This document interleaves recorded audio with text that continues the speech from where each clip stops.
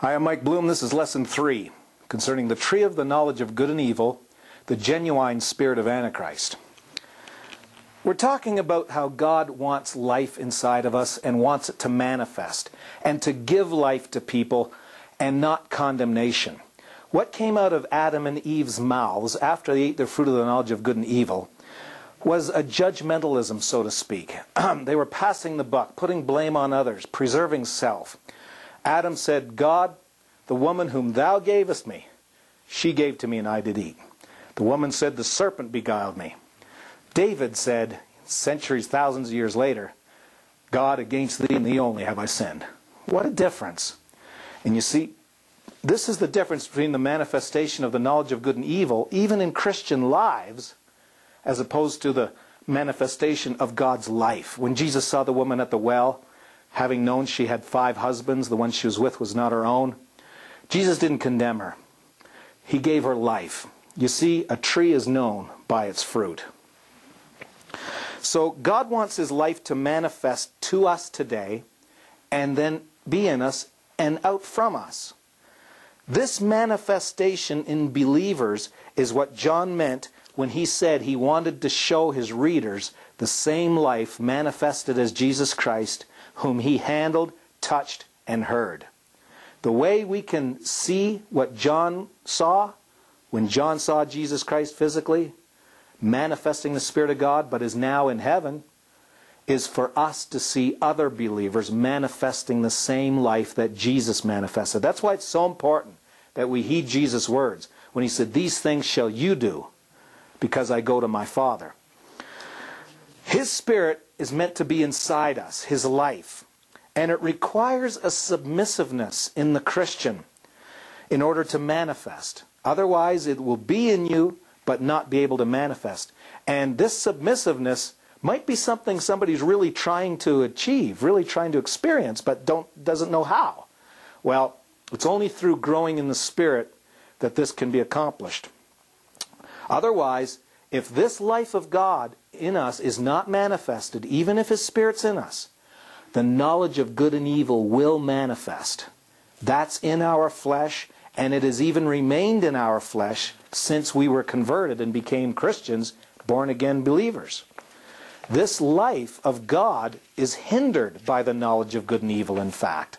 And that's why the flesh lusts against the Spirit, and the Spirit against the flesh, so that we can't do the things that we want to do. Galatians 5. It's two natures opposing one another. And the inclination in us to do wrong and to preserve self and to exalt self is from the knowledge of good and evil. And it threatens the life of God. We need the life of God manifesting in us so that the knowledge of good and evil can't manifest.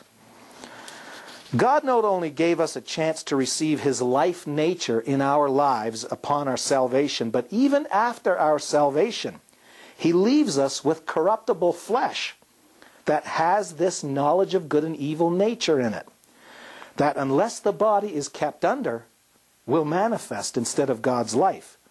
It will rise up, and the life of God will be unable to manifest in us.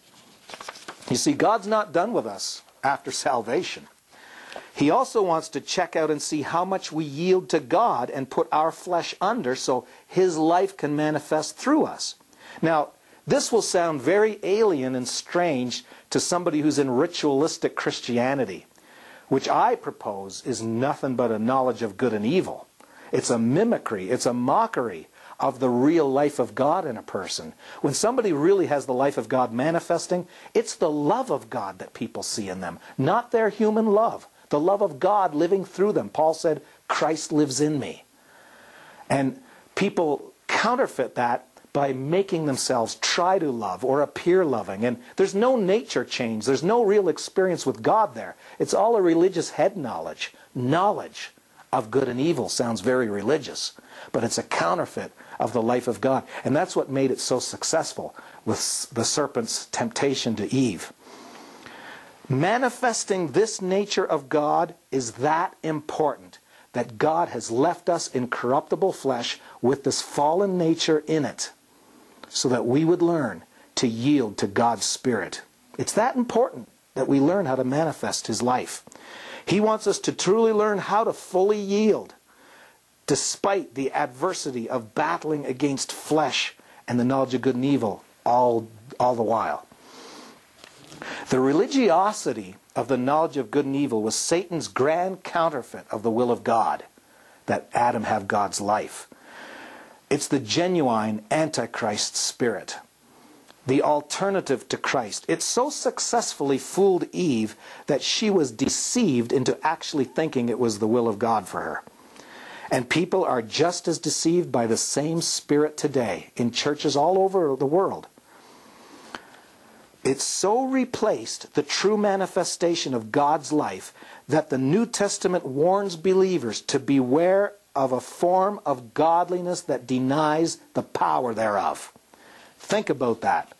In 2 Timothy 3, verses 2 to 5, for men shall be lovers of their own selves, covetous, boasters, proud, blasphemers, disobedient to parents, unthankful, unholy, without natural affection, truce breakers, false accusers, incontinent, fierce, despisers of those that are good, traitors, heady, high-minded, lovers of pleasures more than lovers of God, having a form of godliness but denying the power thereof, from such turn away. And so he's talking about Christians here. When he says all this list of all these awful characteristics that people are going to have, he blows us away by saying having a form of godliness but denying the power thereof. You could have all these miserable, rotten attitudes in your heart and be a Christian. Have a form of godliness, but denying the power thereof. You've got all these bad inclinations. Your nature hasn't changed because the life of God has not been allowed to work in your life. And this is what results. It's a counterfeit of Jesus changing us. The only people that would have a form of godliness who would ever deny the power are Christians who are deceived, not allowing God to change them, perhaps not knowing how to let God change them. But all these awful attitudes exist in circles where Paul told Timothy there was a form of godliness that denied the power thereof. If you had the power of godliness, you would not do these things.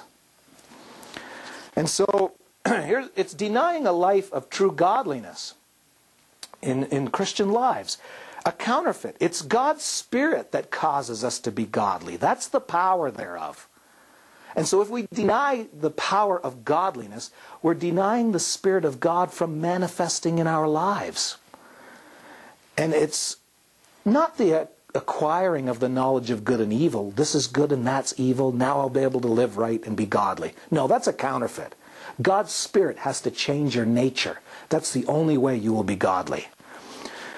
And this counterfeit gets us to sound like professors and spiritual geniuses when our lives are messed up carnally and we're involved with division and attitudes and anger. But God wants the supernatural life of God manifesting from our lives with obvious supernatural origin.